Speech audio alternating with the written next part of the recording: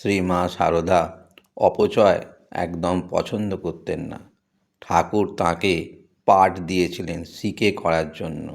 শিকে তৈরির পর যে ফেঁসোগুলো রয়ে গেল তা ফেলে না দিয়ে বালিশ তৈরির কাজে ব্যবহার করলেন।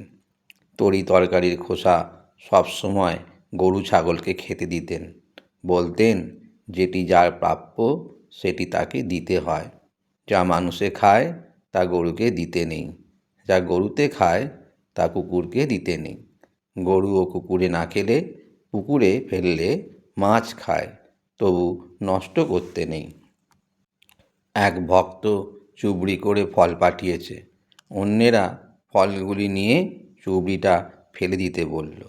শ্রীমা কিন্তু চুবড়িটা ধুয়ে যত্ন করে রেখে দিলেন, পরে সেটা কোনো কাজে যদি লাগে। একবার ঠাকুরের ভোগের দুধে একটা ছোট মাছ ধরা পড়ল।